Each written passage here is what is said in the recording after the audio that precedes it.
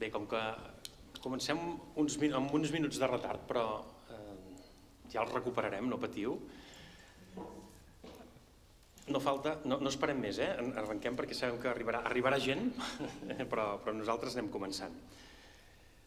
Doncs bé, benvinguts a aquesta taula rodona, aquesta sessió que inicia la tarda d'avui, aquesta taula que porta per títol l'educació literària i els agents socials implicats. Mireu, la primera pregunta que ens podríem fer és quin és el sentit d'aquest títol en unes jornades titulades La vitalitat del patrimoni literari català, balanç, vincles i horitzons. Podria ser la taula que portés per nom present. Al matí dèiem, els inicis de dos projectes o la commemoració de moments importants de dos projectes i el passat de la gestió del patrimoni literari. Demà parlarem del futur i hauríem pogut anomenar aquesta taula senzillament doncs això, el present de la vitalitat o no del sistema del patrimoni literari català.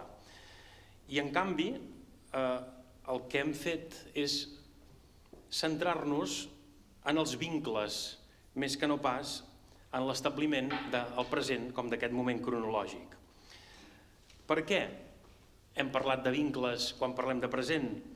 Doncs precisament perquè creiem que sense els vincles, sense aquests vincles establerts i estables, habituals i fructífers, entre entitats, institucions, fundacions, arxius, món editorial, universitats, instituts, escoles, regidories de cultura, etc., no tindríem un present com el que tenim ara.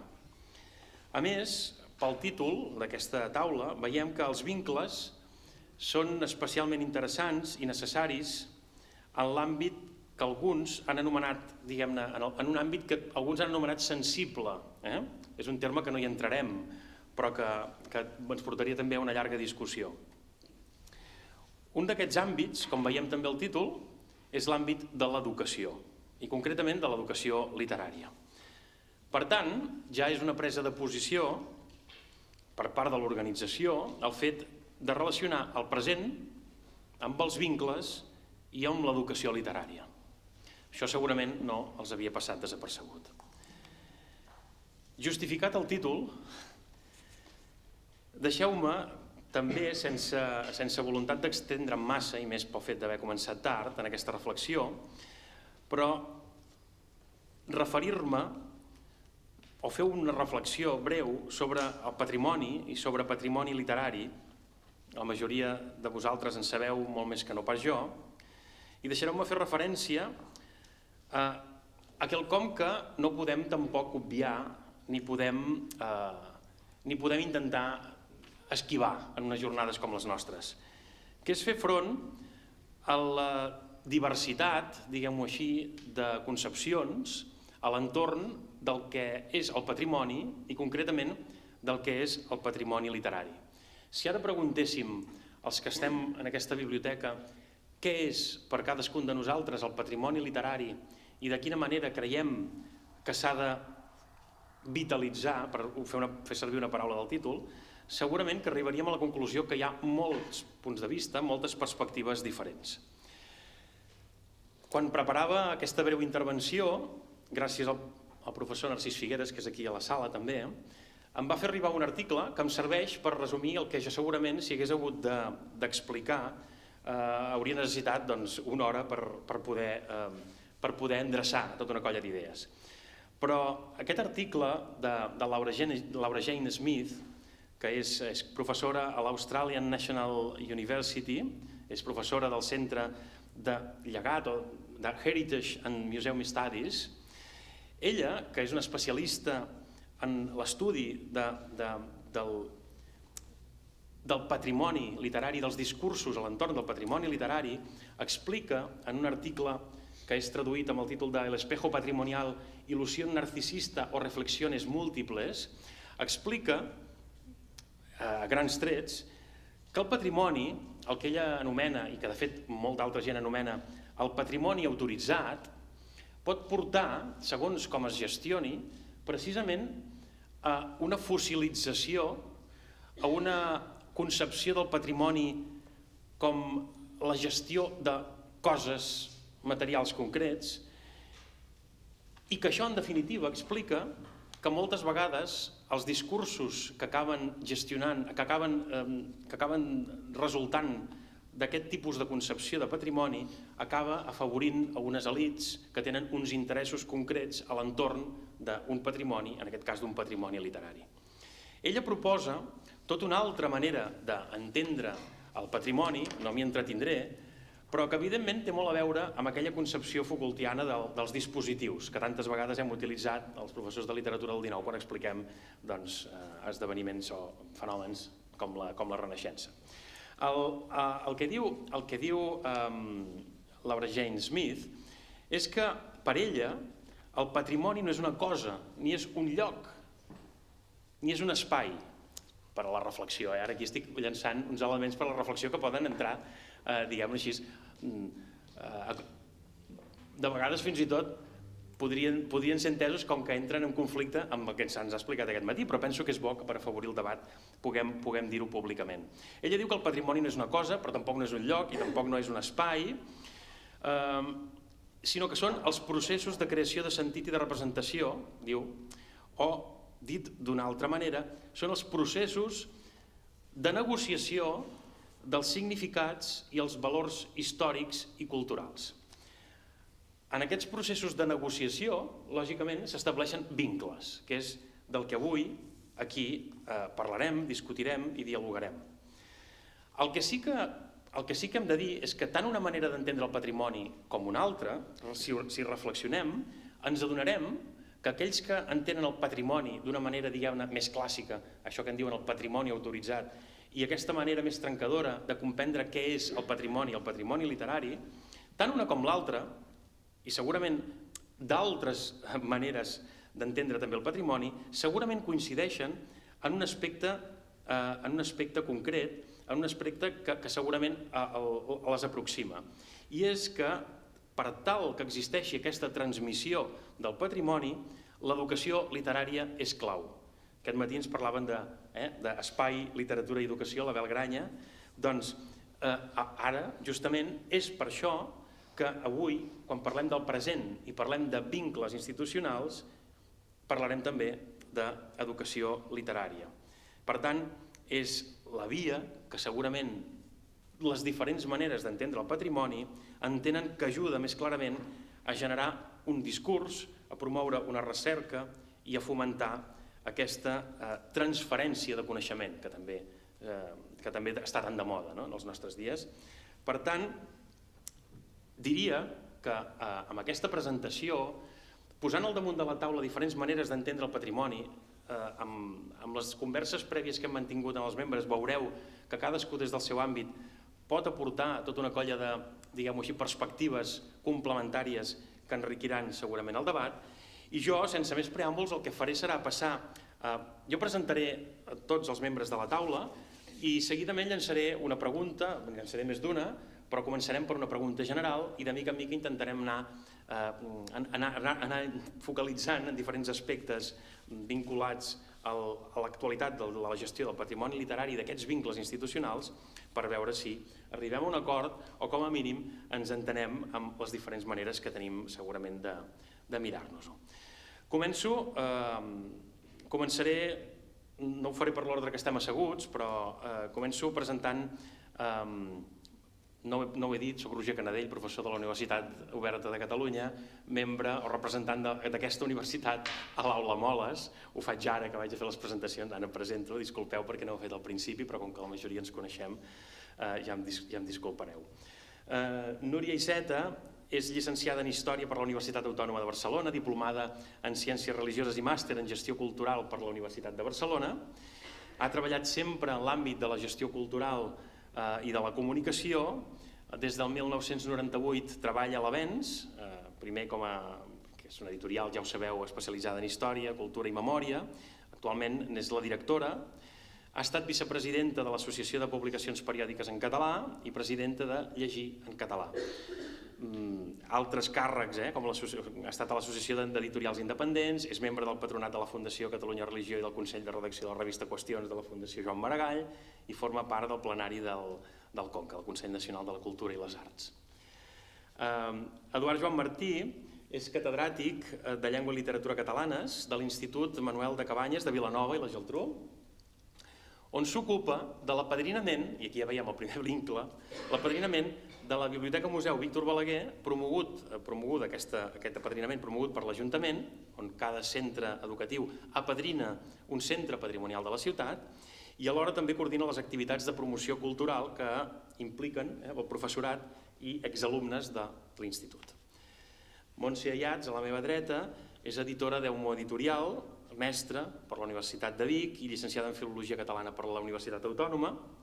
Va ser presidenta de l'Associació d'Editors en Llengua Catalana i de la Setmana del Llibre en Català. Del 2022 al 2025 va estar al capdavant, a més, del Pla Nacional del Llibre i la Lectura de la Generalitat de Catalunya. Per tant, avui, tot i que bé com a editora, aprofitarem, tot i que no porta el barret del Pla Nacional del Llibre i la Lectura, per si vol dir alguna cosa, també que ho pugui dir. Jordi Cerdà, a l'extrem de la taula, és professor de Filologia Romànica a la Universitat Autònoma i com a docent es dedica sobretot a fer classes de literatura medieval. Va col·laborar en els seus inicis en la campanya L'Aventura de Llegir per dinamitzar les activitats de biblioteques de Barcelona, tant en la seva preparació de materials, com de xerrades, com de cicles o clubs de lectura, dels quals hem parlat també ja aquest matí, però sobretot va col·laborar en la confecció i en la conducció d'itineraris literaris per la ciutat de Barcelona i segons diu que és una de les experiències més gratificants que ha pogut viure. A l'altre extrem, Ferran Burguilles és bibliotecari, llicenciat en Documentació per la Facultat de Biblioteconomia i Documentació de la Universitat de Barcelona. Va dirigir la Biblioteca de l'Ateneu Barcelonès entre l'any 2006 i 2009. Del 2009 al 2019, aquests 10 anys, va ser director de la xarxa de biblioteques municipals de Sabadell i alhora cap de zona de les biblioteques del Vallès Occidental, i des del 2019 és gerent del Servei de Biblioteques de la Diputació de Barcelona.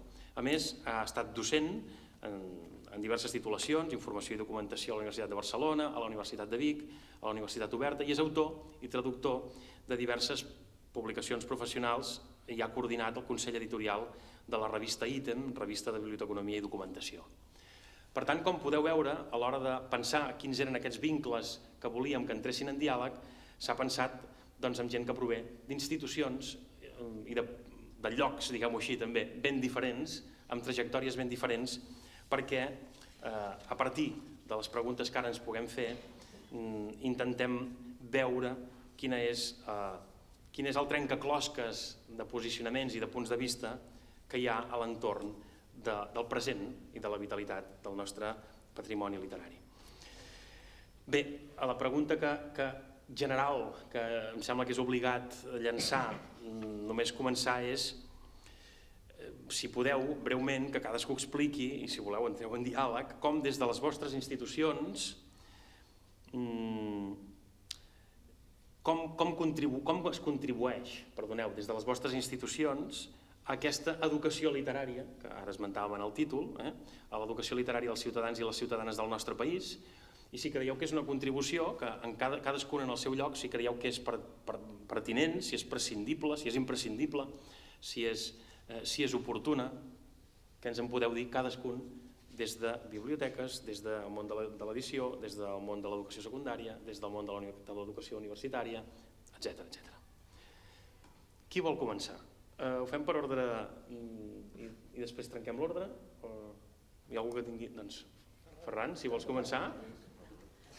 Gràcies.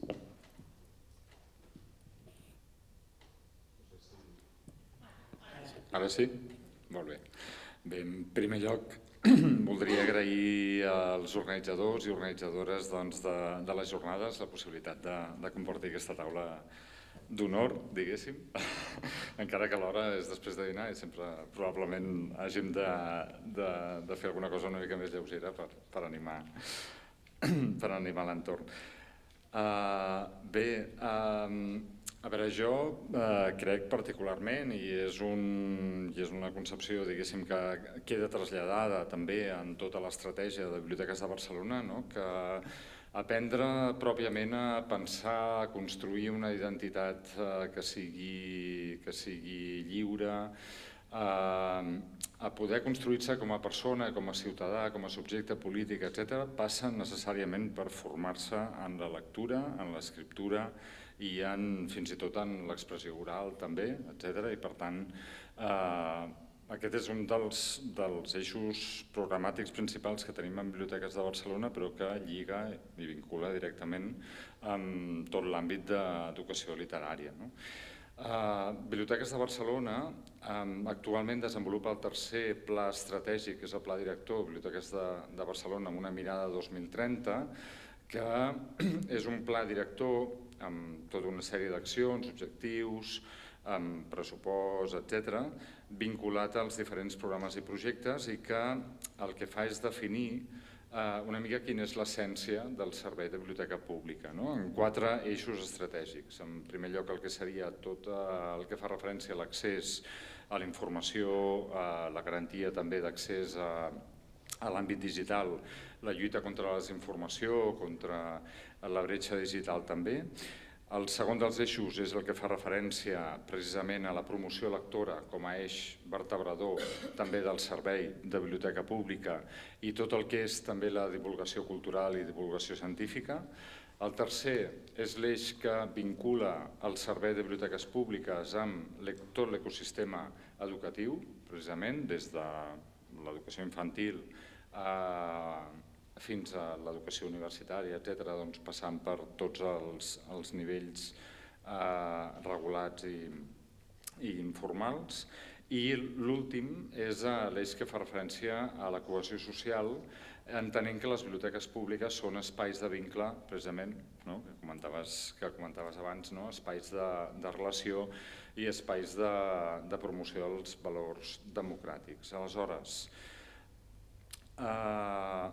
clar, per nosaltres, diguéssim, en tota l'evolució que hi ha hagut del model de servei de biblioteca pública, hem passat d'un model potser més centrat en els objectes, pròpiament en el llibre, els documents, etc., a un model molt més centrat en els processos i en les persones. Entenem que les biblioteques, diguéssim, hem de pensar en com la gent es vincula, com la gent es relaciona els uns amb els altres, com la gent accedeix a la informació, com la gent aprèn, com la gent ha de llegir, com la gent fa per d'alguna manera crear comunitats lectores que després permetin accedir d'una manera més rica a tot el patrimoni literari específicament. Hi havia un gran gestor cultural, l'Eduard Miralles, que ja va morir ara fa uns anys, i que ell parlava també del model en general d'evolució dels centres culturals, que històricament havien estat més... Ell parlava sobretot de museus, però es pot aplicar també en biblioteques. Ell parlava de centres que havien estat al segle XIX, etc., custodis de conservació del patrimoni, del coneixement, etc., espais sagrats, d'alguna manera, de la cultura. Això havia tingut una evolució des de principis del segle XX fins a finals del segle XX en espais més aviat expositius, d'exhibició de tot aquest patrimoni, etc. I ara estaven en un altre model, que era el model que ell deia el model d'obrador. És a dir, que realment tota la comunitat és la que ajuda a generar nou coneixement i participa precisament d'aquesta pròpia divulgació del coneixement i evidentment de la creació de patrimoni literari. Per nosaltres és fonamental, diguéssim, treballar aquest vincle i el treballem des de fa molts anys amb tots els agents de l'àmbit del llibre, no només en l'àmbit del llibre, editors, autors, il·lustradors, llibreters, etc., sinó també amb tots els agents de l'àmbit educatiu. Jo crec que és fonamental aquesta mirada més oberta i tota aquesta evolució en el plantejament. Bé, Jo diria que la feina dels editors no té, precisament és aquesta, no? De posar a l'abast del públic, no? Les obres dels autors patrimonials o les que hi fan referència o hi tenen relació. No? I per tant, evidentment, jo crec que en aquest sentit hauríem de ser una peça essencial. Què passa? Passa que, diguem, els editors responem també a uns comportaments de mercat, etc., a com educació planteja l'ensenyament, és a dir, en un moment determinat hi havia uns llibres de text que servien perquè el professor i els alumnes tinguessin una referència, també hi devia haver qui ho seguia de pe a pa, però molt sovint era una referència, i això condicionava després que els editors, alguns feien el llibre de text, d'això en sortien llibres per llegir d'alguns autors concrets, guies didàctiques, etc. Tot això, en la mesura que el llibre de text va desaparèixer dels centres, va desaparèixer o és molt menor la producció, diria jo, que fem els editors en aquest sentit. I d'alguna manera, per tant, crec que la cosa aquesta dels vincles i la relació és fonamental perquè el món, això per exemple el Pla és una gran experiència en aquest sentit, de cadascú treballar des del seu espai i dir-nos, ostres, que els editors no responeu a aquestes necessitats que tenim al sector d'educació. D'això em va sortir una taula en què intentéssim seure tots els agents per, d'alguna manera, complementar allò que estava. És evident que si el món de l'educació m'ho enfoca per autors o per èpoques, no? Es havia fet en un altre moment, o ara que es fa per constel·lacions, doncs tot això té conseqüències. Si vols tenir, o sigui, una cosa és que et vulguis fer els teus recursos, l'altra cosa és si tens temps com a docent de preparar-t'ho i tens uns editors que en principi haurien de contribuir a col·laborar a aquestes constel·lacions, diguéssim, a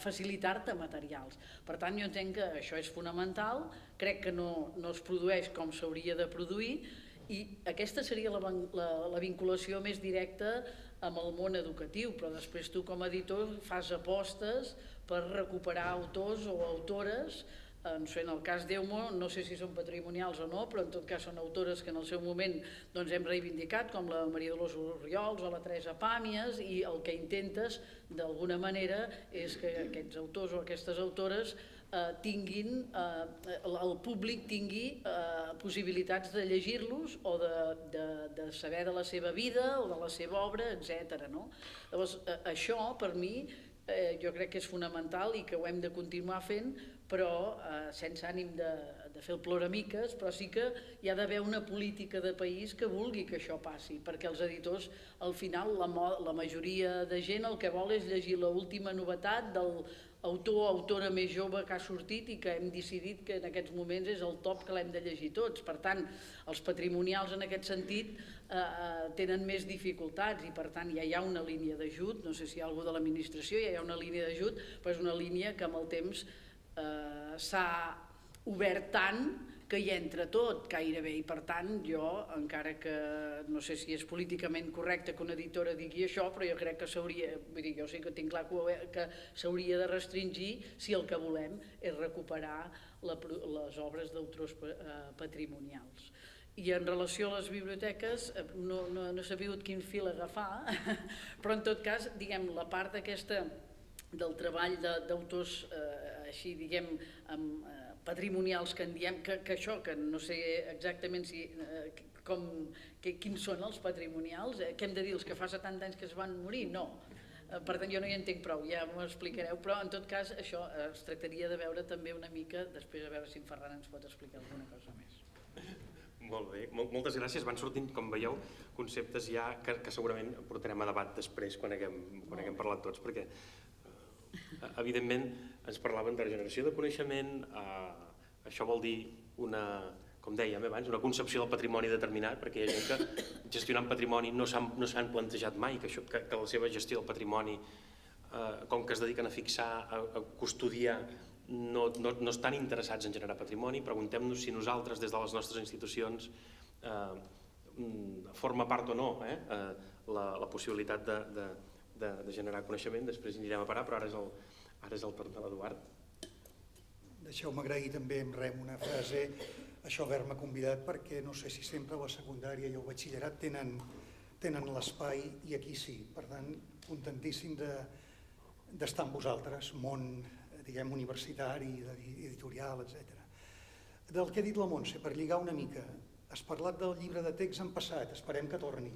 Potser fins i tot està tornant. Això aniria bé. El verb recuperar m'ha agradat molt, perquè hem corregut molt sense saber on anàvem i ens hem perdut. La institució que represento, si vull parlar amb la mà al cor, no és el Departament d'Ensenyament. Ha esdevingut després Departament d'Educació, procés en el qual s'ha perdut en ensenyament per descomptat i en educació també. Per tant, darrere el canvi de nom hi ha hagut un canvi de filosofia i hem perdut bous i esquelles. Això és real.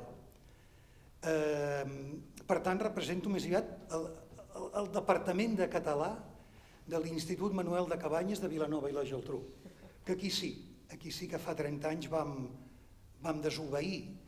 A veure, recordeu, a tercer de BUP hi havia un curs sencer de història de la literatura catalana. Vaig al gra, Sí. Vaig al gra perquè jo coses generals no en sé. Hi havia un curs sencer de tercer de BUP, que potser alguns el vau fer, d'història de la literatura catalana. Això s'ho van carregar amb la idea que es podia fer literatura a tots els cursos i fer-ho d'una manera diferent. El resultat és, en molts centres, que el patrimoni literari, la tradició literària ha desaparegut pràcticament de l'aula. Veig que hi ha gent que amb el cap em va dient que sí, deu ser que també ho constateu o ho heu vist. Nosaltres vam decidir que ho desobeíem i hem tingut la sort que al Departament d'Ensenyament i Educació li van canviant el nom a Formació Professional, però hem tingut la sort que no ho pot controlar tot. Per tant, hem anat fent la viu-viu i hem anat fent divulgació o transmissió del patrimoni literari. Llavors, això ja va començar fa 30 anys i hem anat tirant de veta i si no hi ha cap inspector o si hi ha algun inspector, després parlem i negociem una mica. Rebaixo la manera de parlar, però bé. Per tant, i llavors ja fa uns 10 anys que vam decidir també, un parell de professors, de vincular aquest ensenyament de la literatura al territori i al patrimoni, perquè a més Vilanova i la Geltrú s'hi presta. I vam concretar-ho, això també ens va orientar bastant la Montserrat Comas al seu moment, amb un curset que vam fer amb més institucions i més gent, concretar-ho amb les rutes literàries. Per si de cas l'inspector o l'inspectora ens deia alguna cosa, vam també tenir ben clar que des de la ruta literària i des del comentari de text també es treballava la llengua i l'expressió escrita. I tant que sí. I amb això hauríem sortit del pas, si ens haguessin dit alguna cosa. Però és més fàcil donar instruccions que vetllar perquè es compleixin. Això és la gran sort de les democràcies complexes, que no et poden arribar a controlar del tot. Per tant, aquí hem anat tirant recte endavant. Llavors, què són les rutes literàries que fem aquí a Vilanova? Us ho explico molt ràpidament, una pinzellada. Nosaltres portem els alumnes de primer de batxillerat, tots, no els d'humanitats, tots, a explicar el barroc a l'església de la Geltrú perquè hi ha un retaule magnífic i llavors allà fem la classe de barroc, la fem allà. I llegim el Vicent Garcia, però ho llegim allà. Després hi ha algú que ens toca l'orga o toca la flauta, sempre trobem un exalumne, qui sigui, que ens toca la flauta, ens toca l'orga i explica la diferència entre les diferents músiques del Renaixement, del barroc, llavors projectem unes pintures i després ens mirem el retaule. Per tant, fem veure com la literatura lliga amb el patrimoni, lliga amb l'art, amb la música i tot això està vinculat. Després anem a la Masia d'en Cabanyes a explicar, però és que és ben bé així, després d'una ruta per la vila per descobrir on va néixer i on va viure Manuel de Cabanyes, ens plantem a la Masia d'en Cabanyes, que per molts dels nostres alumnes és el lloc on es fan les costellades. Els que sou d'aquí a Vilanova veieu que parlo clar, potser amb algun punt de demagògia, però no gaire, no gaire. Van allà a fer les costellades i llavors dius, resulta que van a l'Institut Manuel de Cabanyes. Doncs bé, expliquem la història d'aquest senyor i passejant per la vila. I la tercera, i sobre el romanticisme, que ens porta a parlar del Cabanyes, poeta, diguem català, però d'expressió castellana, no ens cauen els anells. Llegim algun poema en castellà perquè Manuel de Cabanyes va escriure en castellà, no passa res. Això sí, llavors allà acabem amb lo de la pàtria, perquè, esclar, li va anar d'una setmana, li va anar d'una setmana per no enganxar-ho, vull dir que el dia que va morir i el dia que es va aplicar la pàtria hi ha una setmana de diferència. I llavors, la tercera ruta, venim aquí, que aquí per molts dels nostres alumnes és el camí de pas a l'estació, i res més. Perquè els avis encara feien la broma de dir, escolta, sap què és l'Armanyà, que plou, treia la mà, i el Cabanyes diu, passa cap dins que no et mullaràs. Si mireu les escultures a fora, és això, encara popularment hi havia aquesta broma. Ara pràcticament ni això, a no ser que ara algú ho trobi pel TikTok, que jo no miro el TikTok. Total, que no és un museu que hi ha de pas cap a l'estació, sinó que és un patrimoni de la ciutat on viuen, i en alguns casos de la ciutat on són. Per tant, entrem a dintre, a explicar la Renaixença, i com que sempre hi ha una grandíssima disposició a deixar-nos mostrar materials des d'aquesta taula aquí davant, doncs és una activitat, totes tres rutes, que tenen molt d'èxit. També anem a Sitges i al Cau Ferrat per explicar el modernisme esteticista. Això primer ho fèiem a primer de batxillerat, com les altres, quan van veure que eren massa sortides i els companys es queixaven, és que sortiu massa. En ensenyament hi ha tres campus. Hi ha l'aula, hi ha internet i després hi ha el patrimoni, en diem, el territori. Aquest està molt desassistit, per ser que el tenim tan a prop. Però sempre costa treure'ls, perquè quan els treus per anar a fer una activitat de català, esclar, perden l'hora de matemàtiques, l'hora de geografia, ho perden tot, representa que perden molt, no? Bé, llavors també aquesta l'hem passat a segon, la ruta de Rossinyol i l'esteticisme al Cau Ferrat de Sitges, i després pel modernisme regeneracionista anem a la Casa Maragall. Com ho muntem, això, ràpidament? Mirem moltes vegades de fer l'explicació nosaltres mateixos, però si els guies ens ajuden també ens hi avenim, o ho compartim. A vegades, per exemple, els guies de la Masia del Cabanyes ens expliquen la casa o aquí ens expliquen el museu, i el que és la lliçó magistral in situ de literatura la fem nosaltres, perquè sabem el que hem explicat a classe i després continuem. Però hi ha sempre molt bona col·laboració, que em sembla que això ho dèieu, de la col·laboració també. Llavors això com s'acaba? Perquè la divulgació ens agrada que després porti apropiació. Llavors al final de curs els donem l'últim trimestre 7 o 8 textos perquè en triïn un i facin ells la seva ruta literària. Llavors han fet virgueries, han anat a Cadaqués amb un text d'en Pla, han anat a veure les muntanyes de Montserrat pel Virolai, han anat a la plaça del Diamant, la famosa escena que la Colomet, a la Natàlia, li volta tot pel cap. Llavors, per tant, van ells, es desplacen ells sols, o amb les famílies, a gravar-se i a llegir el text en el lloc. Encara que el lloc, a vegades, en el cas de la plaça del Diamant, ha canviat molt, però també serveix per veure que hi ha el refugi antiaeri, per tant, una cosa va per l'altra. Vaig bé de temps per passar-ne un? Sí? Us en passaré un d'aquests vídeos que fa, és un parell de minuts, perquè veieu també de què parlem. No faig volar coloms, perquè realment és una cosa, això del batxillerat i l'ESO, que té el nivell que pot tenir, al final. No us n'he portat un que el van fer amb drons, que és una passada, però no es tracta de fardar del més maco. I llavors també el que fan molt quan van a la plaça del Diamant, sembla que a vegades llueixen elles, sobretot el model, el modelet una mica, són adolescents, que és una manera de fer-s'ho seu també, no s'ha de menysprear. Aquí n'hem fet un que és molt clàssic, un que he pensat que per aquí seria el més políticament correcte, és molt classicó aquest, però a mi m'agrada. Bueno, després em dieu si ho és o no, però per mi és més... A veure, són 2 minuts, no arriba. Àngel Guimarà i Jorge va néixer a Santa Cruz de Tenerife l'any 1845. Fill de mare canària i pare català, i amb l'edat de 7 anys va venir a viure a Catalunya, al municipi del Vendrell. Aquest trasllat i la barreja de cultures tenen un impacte profund en Guimarà i que podem veure reflectit en alguna de les seves obres més importants, com ara La filla del mar i Maricel. El 1872 va viure a Barcelona, on comença a fer els seus primers escrits, els quals feia en castellà, i articles periodístics en català. Va ser guardonat amb el títol de mestre en gai saber el 1877. Va fundar i dirigir el setmanari La Renaixença i va ser soci president de l'Ateneu Barcelonès i altres plataformes catalanistes. En un homenatge al 1909 és nomenat fill adoptiu de Barcelona. La seva obra literària consisteix en, principalment, obres teatrals i poètiques. A banda dels dos drames esmentats anteriorment, destaquen Gala Placídia, Maria Rosa i Terra Baixa. A la seva producció poètica hi trobem poesies i segon llibre de poesies. En aquest últim hi trobem el poema Cant a la vinya, una oda a la planta típica del Penedès, el lloc on va créixer i de tot Catalunya. Diu així: Que Déu te guard, vinya catalana, mar de verdor que se remunta els temps. Mon pit s'eixampla al respirar taufanes i enfonso els peus enmig de dos sarments. I et vull i et tinc mateix que una altra esposa, i els fills d'alcohol els fem pujar tu i jo. El meu amor te torna més hermosa i et dono fins a sang amb la suor.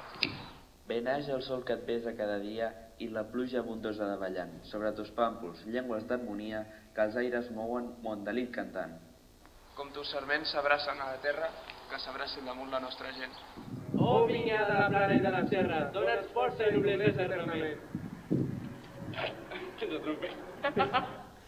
Al final la canalla sempre riu, perquè això està bé. Que després d'aquesta educació literària riguin també està bé, no? I jo aquí, sembla que ja m'he enrotllat prou, no?, de moment. No, com que hi tornarem, ja hem pres... Ja contestarem. Exacte. Núria, sisplau.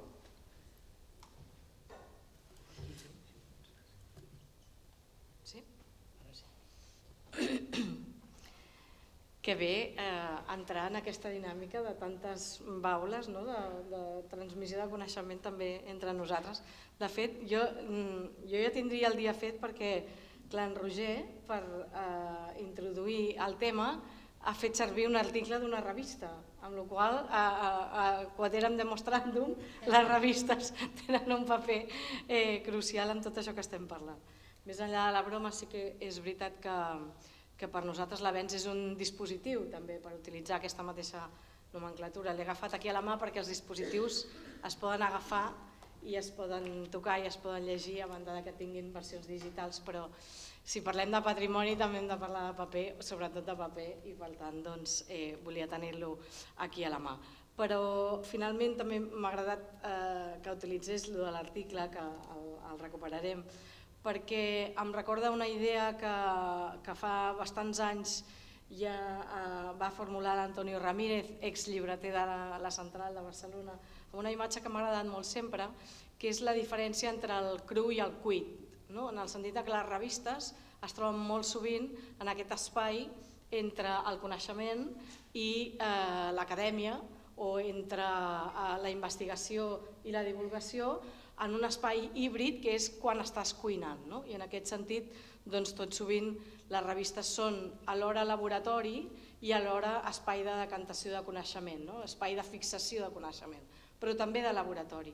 Per tant, ja veieu que en tot el nostre projecte sempre hi ha aquesta, no diré ambigüitat, però sí complexitat de gèneres, complexitat en quant a disciplines que toquem, perquè creiem que el món és complex i que per tant hem de defugir de tot el que siguin respostes simples.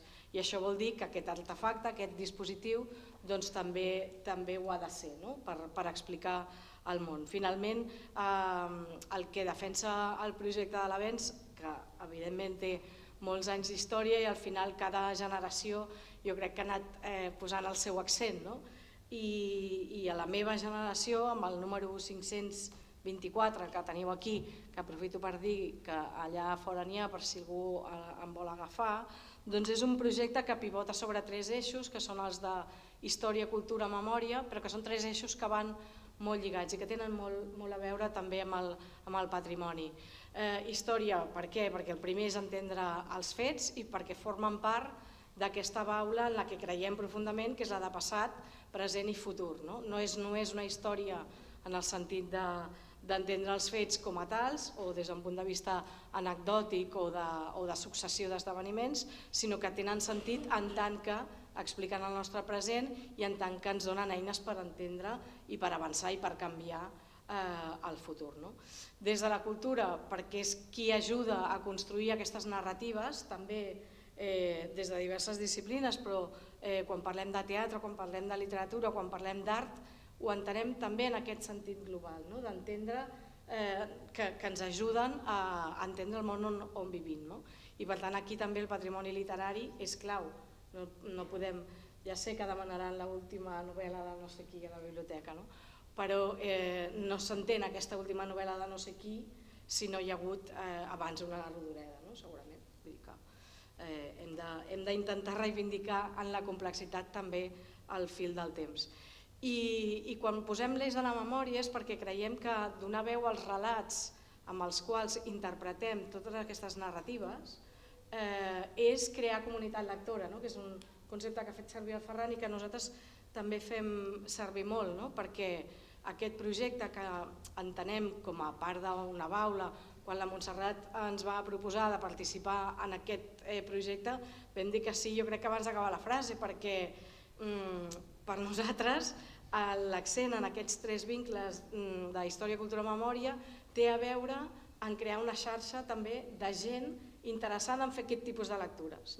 I això ve des de l'acadèmia, això ve des dels instituts, ve des de les editorials, ve des de la crítica literària, ve des del teatre, des del cinema, des de molts punts de vista i de molta gent amb moltes veus molt diferents. Jo crec que això, aquesta hibridació que a vegades és complexa, sabem que es porta molt més la cosa efímera o la cosa de la imatge que t'atrapa, però reivindiquem que davant de problemes complexos com els que tenim avui en dia no podem fer respostes simples i per tant tot el que tenim a l'abast com a instruments de divulgació, de coneixement, de comunicació, els hem de posar al servei d'aquest fi i per tant el patrimoni forma part d'aquest fil, d'aquesta història en construcció que intentem fer des de la revista però també des dels llibres, que a vegades la gent ens pregunta però això és novel·la, això és ficció, ens costa posar etiquetes perquè no ens agrada posar etiquetes. I deixaria aquí. Doncs gràcies. Idees que ja m'he notat per recuperar-les de seguida. Jordi, és el teu torn. Hola. Bé, primer de tot també moltes gràcies, un plaer participar en aquesta taula rodona. No sé, fent una mica com escombrant coses que s'han dit també aquest matí i ara. Posant-me així en primera persona i parlant d'això de coses viscudes. Clar, quan vaig entrar a la universitat, diguem-ne que el criteri sociologista o la teoria de la recepció era allò que es portava.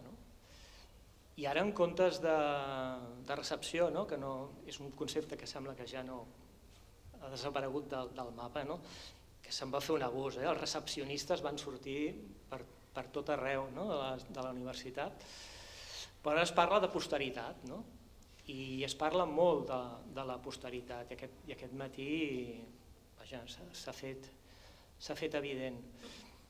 Posteritat, el poeta nacional, el sant cultural, tot té un regust com molt metafísic, sacralitzat, el futur d'un pretèrit. Sembla que el que ens preocupa més és aquestes fluctuacions de la lectura, més que la lectura a vegades mateixa. A vegades tinc la sensació de fer com, si estudio tant, ens centrem tant en la posteritat com unes lectures de segona mà.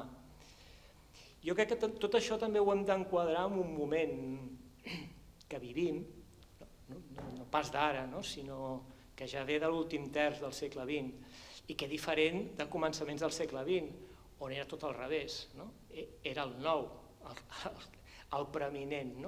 El futurisme era escombrar tot el passat.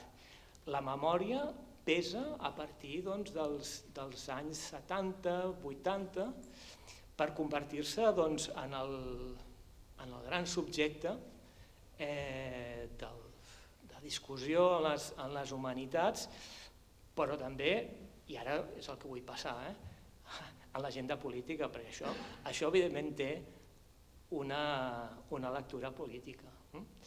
I això és el que també voldria treure a propòsit del que s'ha plantejat aquest matí. Jo crec que també el deure de la universitat és fer lectures crítiques de tot això que està passant, que la memòria no és tan innocent, que les memòries han estat, o que aquest passat, com diria Foucault, l'apropiació, hi ha una apropiació social del discurs, literari i de tot. I és a dir, que hi ha uns agents que segresten els discursos literaris, també, i els fan servir pel que volen, pels seus interessos. Una de les coses que sí que enyoro de la teoria de la recepció és la denúncia, la mercantilització. A mi em sembla que com les institucions públiques i la universitat pública ha de fer una lectura molt crítica d'aquesta mercantilització de la cultura en general. Jo sóc dels que crec, i el marxisme o la cultura de les mercaderies, o la mercaderia és un terme allò marxista, marxià de cap a peus, però home, no som innocents, ja sabem, la mano que mece la cuna, coneixem, i el mercat, la primera imatge que ens ha mostrat la Iolanda aquest matí ha estat una targeta de crèdit. Home, compte, Ara parlaria de moles i parlaria d'aquest redreçament, però quan...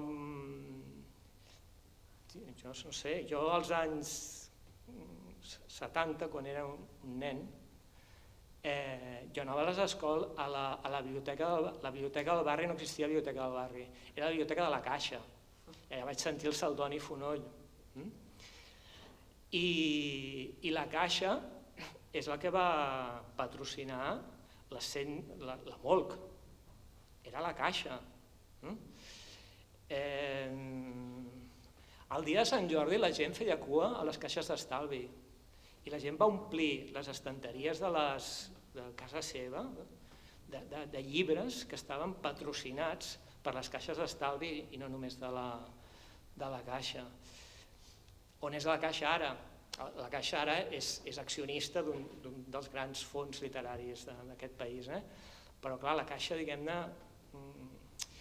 vull dir que tot això també ha d'estar en el debat. Jo crec que per part de la universitat i de les institucions públiques hem d'estar a la guait del que està passant. I que tot això, i a mi em sembla molt bé aquests conceptes de mercadotècnia aplicats al branding, tot això.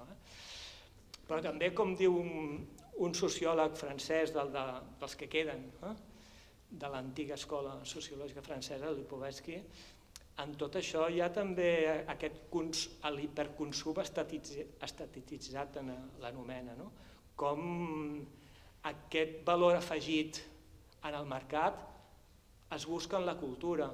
I no ens enganyem, jo això no sé si és lectura, i aquí jo veig també un saqueig d'un patrimoni amb el qual jo no m'hi puc identificar, perquè jo el que veig d'aquestes utilitzacions, jo sincerament no m'hi puc identificar, em sento allò perplex sobre què està passant. Gràcies. Ja veieu que hi ha molts elements ara sobre els quals segurament ja hi ha respostes possibles, algunes de les intervencions que heu fet en diferents sentits.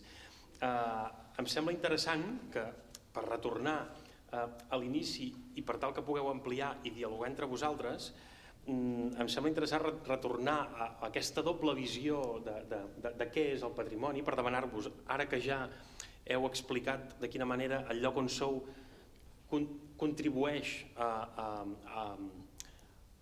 l'ensenyament literari, que diu el títol, ara seria el moment que lliga amb el que heu dit també alguns de vosaltres, que estaria bé mirar de reflexionar de quina manera els centres patrimonials de la literatura dialoguen amb les vostres institucions, els vostres llocs d'acció, diguem-ho així, especialment perquè ens pugueu dir si, com deia ara, o com heu dit alguns de vosaltres, si aquest diàleg, aquest vincle amb altres institucions patrimonials, literàries del país, generen nou coneixement o només ajuden a constatar que tenim uns espais de fixació d'això que en diem patrimoni i que per alguns, ara ho dèiem, el patrimoni és justament la possibilitat o no de passar a la posteritat, és a dir, un és patrimonial sempre i quan sigui digne d'entrar a la posteritat.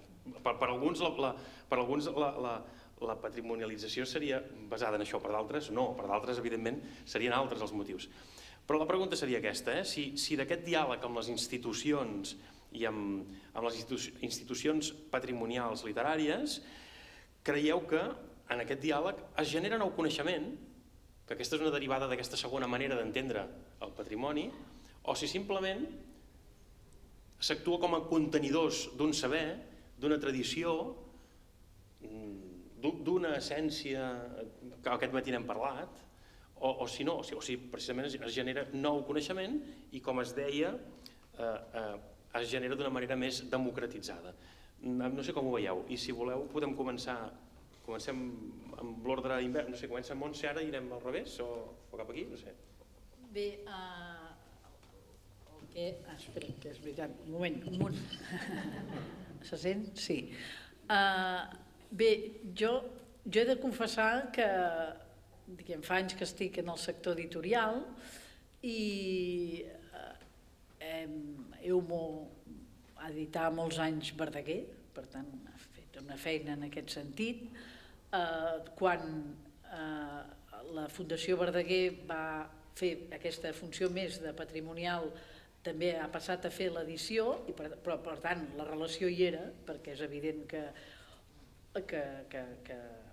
si edites un autor, la relació hi és, i també he seguit molt de prop la Fundació Miquel Martí i Pol, i per tant, des del punt de vista d'entitats patrimonials més pròximes en el territori, en l'espai on ens movem, hi teníem una relació, però el meu coneixement sobre la feina que fan els centres patrimonials en el conjunt del país em passava, i penso que fins que vaig entrar al Pla Nacional del Llibre de Lectura i vaig fer un esforç per conèixer tot el que s'estava fent, doncs he de reconèixer que em quedava una mica amb aquest espai d'aquests dos centres que tenia més per proximitat que per reflexionar-hi i per treballar conjuntament, tot i haver treballat amb altres autors que probablement podríem haver col·laborat més. Per tant, a mi em sembla que això, que hem de trobar o hi han d'haver més mecanismes perquè realment la feina d'uns i altres es pugui complementar, perquè crec que una de les qüestions interessants és que allò que fem els diferents agents acabi multiplicant els esforços que fem per donar a conèixer aquest patrimoni i no ens repetim o no deixem uns buits, que això passa sovint. Ara, per fer tot això, clar, hi ha tota una feina de coordinacions o d'espais o de llocs on trobar-nos. Potser no es tracta de coordinar-nos, que cadascú aquí pugui fer la seva, però l'excusa de trobar-te, d'un espai on trobar-te, és fonamental. I això és el que costa més. Però que crec que és molt necessari, també ja ho he dit abans, perquè si no, és difícil, això, conèixer-ho per una banda, alhora que a mi em sembla molt interessant en un moment en què això de llegir sovint costa, és a dir, que hi hagi totes aquestes iniciatives que en el fons t'acosten a l'autor o a l'autora amb tot el rigor del món, però que tenen un punt d'una ruta, és a dir, un element que els fa diferent de només aproximar-t'hi a través de la lectura i d'imaginar-te, és a dir, clar, jo penso com jo vaig estudiar literatura i penso, però quin desastre, a mi aquells autors no em deien res. Si hagués pogut fer una ruta de les que ha plantejat, segurament les coses haurien estat molt diferents, o simplement, quan aquests mateixos autors els vaig llegir més tard, em van dir més coses, i per tant, d'alguna manera, jo crec que he de reconèixer, almenys per part, no sé, d'altres editors, segurament estan més a prop del patrimonial, però tinc la impressió que sobretot la relació sempre acaba sent molt per la proximitat territorial o si no, si hi ha un autor, diguem que el té una editorial i el treballa a fons, que no sé si passa gaire. Gràcies. Ferran, vosaltres des de biblioteques creus que la manera de vincular-se al patrimoni literari, de mirar de difondre, fer aquesta educació literària, ajuda a generar coneixement o simplement teniu la sensació de ser mers transmissors en una cadena que no afegeix valor? No, jo estic convençut i reforçant una mica la idea de la comunitat lectora, jo estic convençut que les biblioteques precisament l'objectiu clar que tenim és el d'establir un diàleg clar amb la tradició cultural i amb el patrimoni pròpiament. Clar, nosaltres a nivell d'institucions patrimonials més clàssiques, jo no parlaria tant de les institucions patrimonials més clàssiques, sinó més aviat de totes aquelles institucions que d'alguna manera treballen el patrimoni. Per exemple, clar, treballem molt amb universitats, que també són transmissores d'alguna manera de tot el capital cultural i la trajectòria més històrica. Llavors, clar, hi ha un autor que parla de biblioteques i que defineix les biblioteques com a infraestructures socials que permeten establir vincle entre la gent per resoldre determinats reptes socials clau com puguin ser la lluita contra la soledat o les desigualtats socials. Llavors, clar, el primer que s'ha de tenir en compte de cara a constituir comunitats és tenir clar quins són els objectius. Una, la d'establir diàleg entre el que és la pròpia tradició cultural o el capital cultural que puguis tenir a través d'un autor patrimonial, etc. I que això a través de clubs de lectura, no he entrat a exemples tant com ell, però sí que, clar, evidentment, a través de clubs de lectura o a través de tallers literaris, també d'escriptura, etc., tot això es pot treballar. Però ens interessa, sobretot, treballar alguns aspectes, com puguin ser que, per exemple, a l'hora d'enfrontar-se, que els lectores s'enfrontin a un autor o autora del cànon literari, que perdin la por i que comparteixin precisament aquesta experiència lectora amb altra gent de la pròpia comunitat, no del grup, que d'alguna manera permeti transformar aquesta experiència en una altra cosa, amb un diàleg, amb una ampliació també de la divulgació d'aquell autor o autora amb altres comunitats, amb gent que conegui, etc. Això per una banda. Per tant, aquest diàleg i aquest vincle, que és el que jo sempre dic que per mi les biblioteques públiques tenim un punt d'acció i d'activisme comunitari en el sentit que les biblioteques han de ser centres en què la gent entra d'un en un i n'ha de sortir de 10 en 10, que és una mica l'objectiu de tota la programació de biblioteques, és a dir, la de fer aquesta comunitat, no simplement ser receptors, sinó generar aquesta relació. Això per una banda. Per una altra banda, jo crec que hi ha molta part de la programació en tallers, obradors, etc., que ens permeten donar veu a autors o autores que tradicionalment no han tingut aquesta veu. I això també és important, és a dir, el donar veu a dones, escriptores, etc., que durant molt temps no han estat visibilitzades dins del cànon, digue-li. Donar veu a comunitats tradicionalment completament marginals, de tipus social, o bé comunitats racialitzades, comunitats de dissidència sexual i de gènere, etc. Donar veu a totes aquestes comunitats implica una aproximació al que és la tradició cultural i el capital cultural diferent. I aquest donar veu també permet generar nou contingut en el sentit que, per exemple, clubs de lectura que fem amb instituts de secundària, batxillerat, etc., sobretot, permet que els nanos que participen s'hi sentin clarament identificats a través d'aquestes veus que potser tradicionalment no estaven tan treballades, o a través d'una lectura diferent de les veus clàssiques, que també és important tenir en compte. Un altre tema important és que a través de molts projectes que tenim en biblioteques, que treballem fonamentalment també en universitats o en l'àmbit educatiu, sobretot de secundària i batxillerat, és la d'intentar crear continguts digitals locals, d'acord, que contrarrestin una mica el que nosaltres, les plataformes d'economia de dades, no? És a dir, el que tu pots accedir doncs, a través de plataformes, Netflix, etc., no?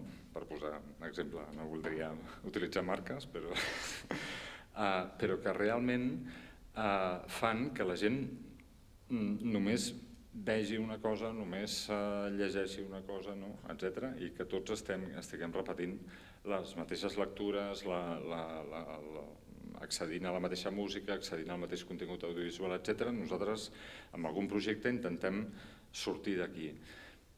La garantia de biblioteques és que conservem bona part de les col·leccions. Ara, per exemple, un exemple seria les col·leccions de música, que encara, malauradament, es conserven en CD, i a poc estem intentant digitalitzar algunes coses perquè estigui disponible. Moltes col·leccions que no estan disponibles a internet, que no estan disponibles en aquestes plataformes, col·leccions de cinema també, etc., que és molt difícil accedir si no vas directament a formats antics, CD, bàsicament, CD òptic. I per tant, aquesta creació de plataformes de contingut local també és important impulsar-les també des de les polítiques públiques en aquest sentit. Per tant, jo crec que els tres àmbits, tot el que siguin projectes de creació de diàleg, creació de comunitat, tot el que siguin projectes i programes vinculats a donar veu a comunitats i a autors, autores que tradicionalment no se'ls ha tingut en compte, i tot el tema de creació de nous continguts, més locals potser, que permetin contrarrestar aquesta economia de dades. Gràcies. Després, bé, si voleu respondre algunes de les coses que es van dient, però si no... voleu respondre... Que subscric totalment la importància d'això de la comunitat de lectors. Sí, ara, millor. I que potser afegiria també la importància de les modalitats de lectura, perquè si canviem de les modalitats de lectura, ampliem, canviem també els lectors. Torno a l'apunt històric. La primera biblioteca popular de la Mancomunitat, si no recordo malament, va ser inaugurada l'any 18, va ser la Biblioteca de Valls, a més la va inaugurar un poeta portuguès, Teixeira Pasquais, i en seguida es va fer com aquesta, quins eren els llibres més prestats? Això és la pregunta que podria fer després Ferran a les biblioteques de Barcelona, quins són els llibres més prestats. Els llibres més prestats eren poesia, Verdaguer, Maragall i Apel·les Mestres. I un altre llibre o gènere, que ara també ens quedaríem una mica esturats, el teatre. Vull dir que la gent agafava llibres a la biblioteca per llegir-los en veu alta, bàsicament, perquè clar, quin sentit tenia si no agafar Verdaguer o agafar Guimerà. Actualment això, segur Ferran deus tenir el hit parade dels llibres més prestats a Barcelona, però segurament no són en llengua catalana. Poesia, és una broma, la poesia no crec que sigui el gènere més prestat. Aquests canvis, i jo crec que això, malauradament, hi ha també una autocrítica, tant en l'acadèmia com suposo en els instituts, no som molt sensibles a incorporar les pràctiques lectores. I jo crec que és molt important tenir consciència de com llegim i de quins rituals tenim a l'hora de llegir. Jo soc dels que, com suposo que molts de vosaltres, la literatura. Jo no dormo si no tinc un llibre al costat, perquè si no, no agafo el son. Bé, doncs aquests rituals penso que també són molt importants. I quan veus al metro o vas a l'autobús i el mòbil omnipresent, doncs, home, els rituals han canviat, I això crec que hem d'estar també el cas. Jo volia dir, abans que respongui el Ferran, que un dels moments més durs dels editors de l'any és precisament quan es publica aquesta llista, i jo pateixo una doble clatellada, perquè hi ha la de les revistes i els llibres, amb la qual cosa, ell que ho expliqui millor si pot, però no és gaire encoratjador, la veritat, veure aquesta llista. Però també volia dir que per ajudar una mica el Jordi amb la seva provocació d'abans, que amb aquest to que gasta ell sembla que passi de pas a beguda, però Déu-n'hi-do el que has deixat anar, també crec que en el fons també hi ha una dimensió de que competim entre nosaltres, és a dir, que la quantitat d'oferta que presentem tots, la quantitat de programació que fem, no sé si us heu trobat, potser a l'Institut també i a les editorials també, aquesta reflexió de publiquem massa, fem massa coses, quantes mil rutes literàries més podem oferir a la gent perquè faci. Jo crec que això també ens ho hem de preguntar, que per una banda hem de seguir treballant per fer una bona oferta, però on tenim la feina també és en la demanda. I això, en el cas del Pla Nacional per la Lectura, s'ha treballat molt també, perquè hi ha massa pocs lectors, hi ha massa pocs usuaris de biblioteques, hi ha massa pocs usuaris de rutes literàries, i això és així. I d'altra banda també penso que era una cosa que volia dir aquest matí, però com que se m'ha acabat el temps ho dic ara, quan em sembla que era la Carme, que parlava d'aquella militància a l'hora de posar en marxa espais escrits i en general de qualsevol iniciativa cultural del país. Jo crec que això s'ha de seguir demanant, perquè no podem deixar en mans de les administracions la vida del país, però d'altra banda això ha d'anar molt compensat i molt equilibrat per un treball molt seriós pel sistema cultural del país, que inclou les biblioteques, que inclou el sistema educatiu, que inclou moltes coses, que en aquests moments encara, tot just ara sembla que hi ha la gran reivindicació del treball conjunt entre cultura i educació, super a favor, però clar, ostres, potser anem una mica tard, no? O sigui, ara és quan ens estripem els vestits per temes de comprensió lectora, temes de matemàtiques, i algú ara comença a veure que comprensió lectora i matemàtiques no estaven tan separats, sinó que formaven part d'una mateixa problemàtica. Per tant, seguim militant perquè és el que ens toca, però reclamem també un sistema cultural més fort. Això de deixar-me... I tant. Això de deixar-me per l'últim és una mala jugada, perquè dieu coses tan interessants que ara replega una mica, no? Per un moment m'ha semblat que venia aquí el fantasma d'Eugeni d'Ors des de l'Acadèmia del Faro a dir guerra al donatiu espontani i fem un catàleg, no? Per un moment, però no, em sembla que no. L'heu vist vosaltres? Podia ser, perquè a Vilanova també hi va estar uns anys al final el Xènios. No, això és broma.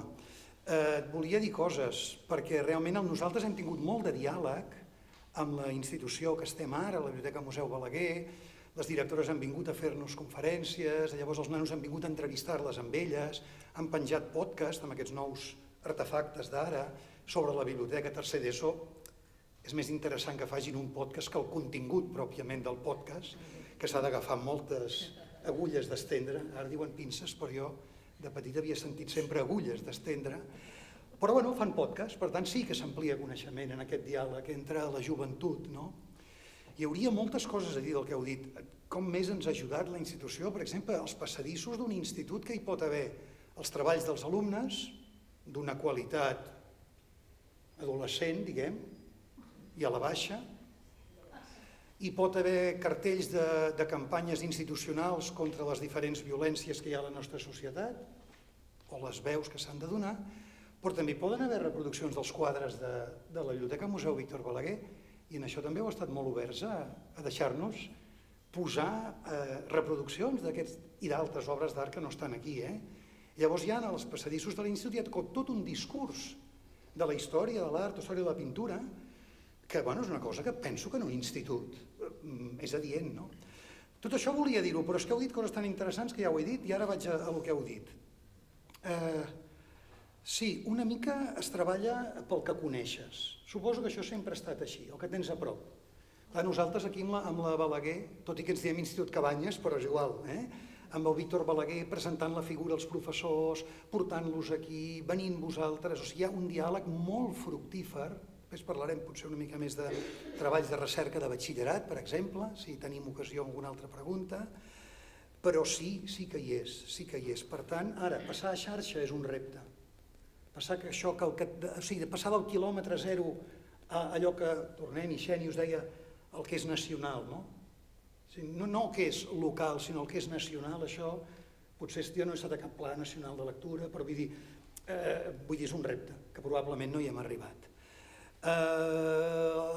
Ferran, no t'arribes ni a imaginar, crec, els clubs de lectura quina llavorassa de format són, és a dir, perquè quan a una professora que té una hora lliure se li acut fer un club de lectura per professors, d'on l'ha tret aquest model de les biblioteques? I llavors ens fa llegir un parell de llibres o 3 a l'any i els posem en comú dels 90 que som al claustre, 10 o 12, i dura 2 anys d'iniciativa i després decau. Però vull dir que el tema del club de lectura és importantíssim, perquè es pot aplicar a tot arreu. Per exemple, a un institut. Amb els nanos, sí, o amb els docents, i per tant genera coneixement, genera diàleg, o sigui, perfecte.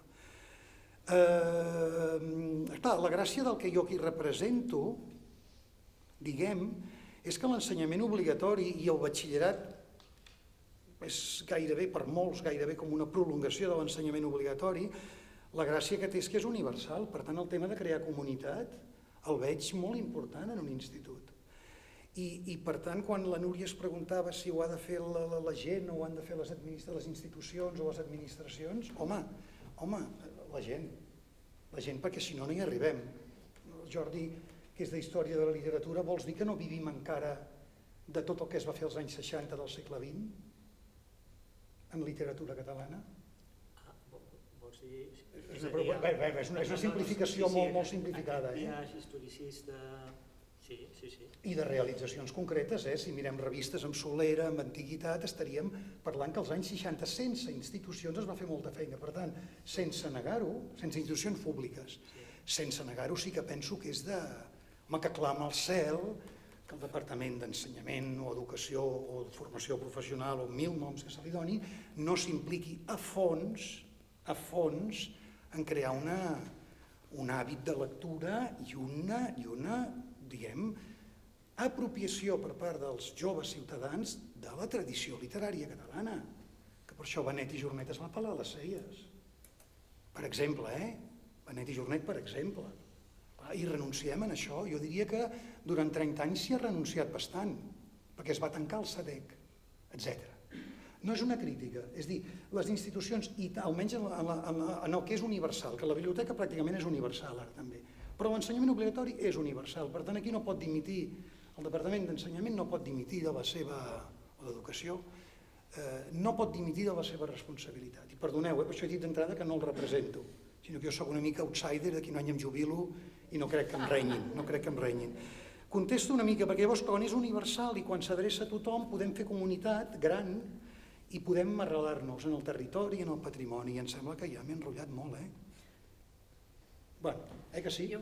Ara responeu perquè com que us heu interpel·lat, responeu, Ferran i Montse. No, jo volia comentar això que dèieu, no? En Jordi ha tret el 1918 i les lectures que es feien. Bé, esclar, en aquest país no sabem com hauríem anat si no hi hagués hagut aquesta dictadura entremig, però hauríem anat segur molt millor del que estem, això és evident. També hi devien haver molts menys lectors i també hem de pensar que és important que haguem incorporat gent nova a la lectura. Però jo el que he vist amb això, l'experiència d'aquest pla, és que les polítiques públiques de creació de lectors, és a dir, que les polítiques públiques des dels anys 80 s'han anat reproduint en el temps i han anat sovint massa adreçades a la indústria jo sóc editora i he estat presidenta de l'associació i per tant he batallat per tenir recursos per als editors, però sovint s'ha pensat que, jo crec, es partia d'un model dels anys 60, 70, 80, que tot estava per fer i que el que es necessitava és una oferta i pensar, i ara, a més, amb anar creixent la mercantilització, el capitalisme, etc., això s'accentua, però que una oferta sola pot generar una demanda. I que, a més, com que hem tingut unes biblioteques potents des del començament i, a més, tenim una escola a què li donàvem, pensàvem, allà hi passem tots, allà ens ensenyen a llegir i a escriure, doncs ja ho teníem tot resolt. Doncs no està tot resolt. I no està tot resolt vol dir que les polítiques per fer lectors han de ser molt diferents i, per tant, jo, si arribés presidenta del govern, cosa que no passarà, el pròxim pla el faria el Departament d'Educació, perquè cultura ja s'arremanga, ja fa, ja estira, ja busca, però, és a dir, a on passem tots i on tenim possibilitats de canvi és en el camp de l'educació, jo crec, perquè és l'oportunitat, és l'espai on hi som tots, i no es tracta de passar-li la responsabilitat només en el món de l'educació, no estic dient això, estic dient que aquest és una mica el centre neuràlgic, després hi ha les famílies, hi ha les biblioteques, hi ha una colla de coses, però que al final, per on passem tots segur, és per l'escola. Llavors, si sortim sabent llegir, escriure i interpretar bé un text amb sentit crític, ho tenim bastant guanyat per utilitzar la biblioteca, etc. I per tant, a mi em sembla que això era, res, que pensava que era una cosa que volia comentar. Reforçant també el que dèieu, a veure, i sense focalitzar en el Departament d'Educació pròpiament, però sí que, a veure, educació té moltes pressions, en tots sentits, no? Vull dir que rep totes les pressions, diguéssim, socials i a veure, una qüestió que està molt estudiada és que les principals desigualtats venen de les famílies, no? Cada cop hi ha més distància entre les famílies que no tenen un capital cultural de les que sí que el tenen, no? I això, diguéssim, es veu i es trasllada, evidentment, a la lectura, als processos d'aprenentatge, a l'accés a oportunitats laborals, etc. Però sí que és clau que també en aquesta línia que dèieu, igual que tothom té clar que hi ha dos serveis que garanteixen l'accés a internet i a la tecnologia, un és l'escola, els centres educatius, i els altres són les biblioteques, i això tothom té molt clar, tothom té clar que s'han de gastar diners en inversió, en compra de tecnologia, perquè la gent bàsicament accedeix a la tecnologia, si no la té a casa, evidentment, però bàsicament per garantir aquest accés es fa a través de l'escola i a través de les biblioteques, doncs el mateix en l'àmbit de la comprensió lectora. Ja parlo de comprensió, ja no parlem de gust, ni d'hàbit lector, etc. Però vull dir que aquest és un dels eixos clau que s'ha de treballar. No m'agrada parlar de rànquings perquè els rànquings no... Abans ha sortit el tema dels rànquings i per al·lusions, però sí que per al·lusions m'agradaria també comentar que afortunadament des de la pandèmia hi ha una tendència a l'alça en el préstec, per exemple, en biblioteca pública.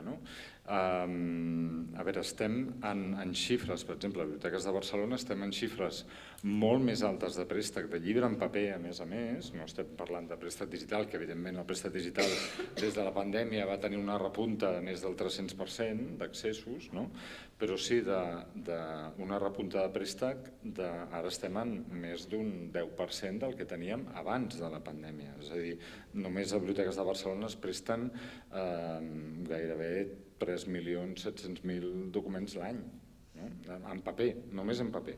Vull dir que després s'ha de veure i s'ha de rascar què és el que surt, què és el que no surt, què és el que surt més, etc. Però en qualsevol cas aquí estem des de biblioteques batallant per, a través de tota la programació dels projectes, etc., poder equilibrar una mica aquest diàleg que comentàvem i oferir altres alternatives a no el que és un document de consum, diguéssim, de pasta de paper, que dic jo. Vull dir que al final hi ha molta cosa així. Un dels projectes que sí que m'agradaria destacar, que vam començar ara fa un parell d'anys i que està funcionant molt bé, nosaltres a Biblioteques de Barcelona, a veure, hi ha molt ús d'alumnat de tots els nivells, diguéssim, d'escola i institut, etc. I passen per Biblioteques de Barcelona a l'any en els projectes educatius i passen gairebé uns 20.000 alumnes, aproximadament, de la ciutat. I ara estem treballant un projecte que el treballem conjuntament amb un programa que té Barcelona, que és Ciutat de la Literatura. Ciutat de la Literatura també treballa tot el tema del patrimoni literari amb el mapa literari també de la ciutat, etc. I tots els programes, per exemple, de festivals literaris, de gèneres, etc., que també han anat evolucionant des de Barcelona Poesia, Barcelona Negra, etc., tots aquests festivals que també relacionem amb l'àmbit educatiu. I en aquest àmbit treballem un projecte que es titula Literacció i el treballem amb el segon cicle de secundària.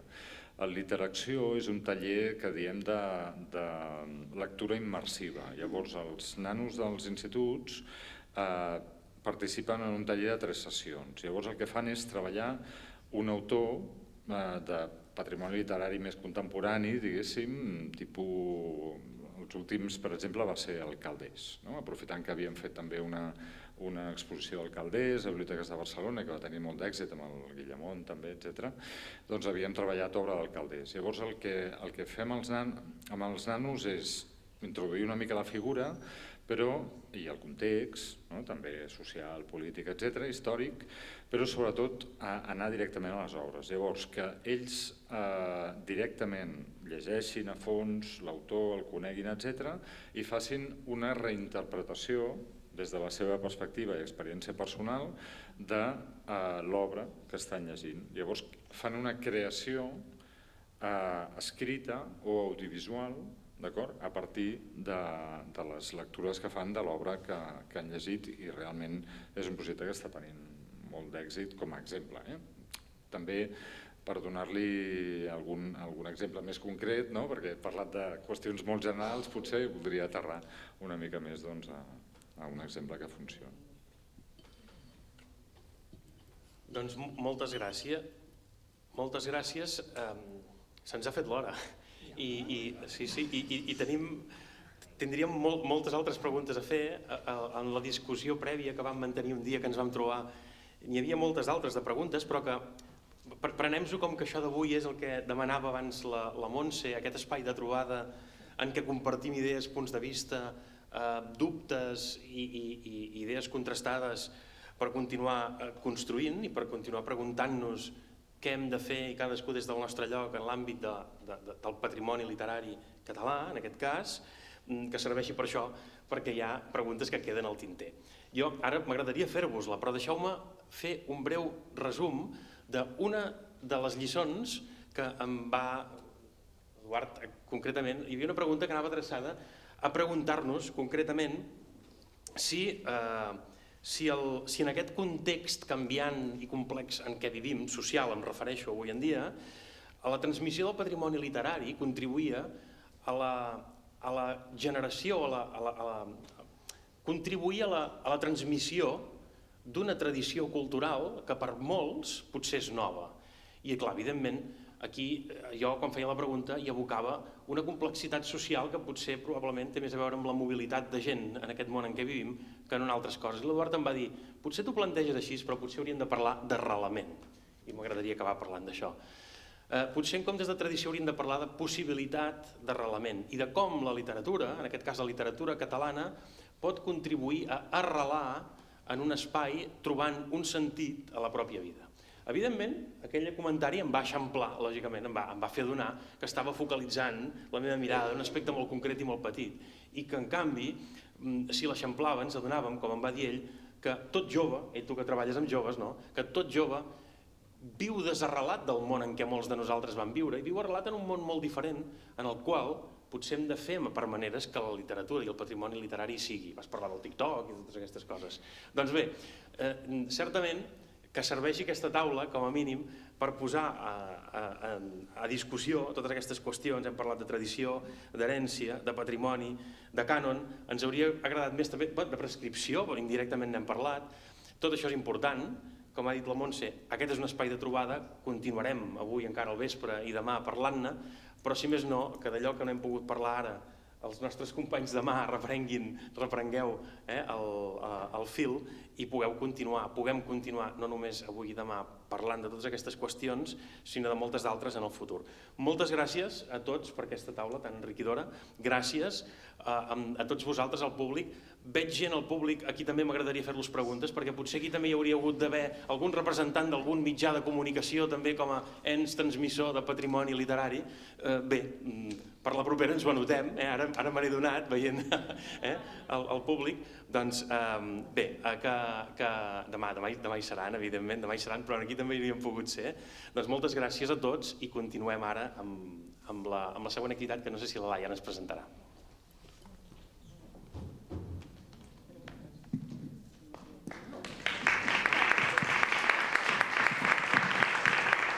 Moltíssimes gràcies. Moltíssimes gràcies. Ara farem una breu pausa. Ens hem menjat el temps molt ràpid i no ha quedat temps per fer torn de paraula, però en tot cas queden 20 minutets ara de pausa. Podem sortir a fora igual que hem fet al matí i també, si fa molt de fred, també es pot estar a les sales i podeu aprofitar per visitar-les i ens tornem a trobar aquí a les 6 en punt. Fins ara.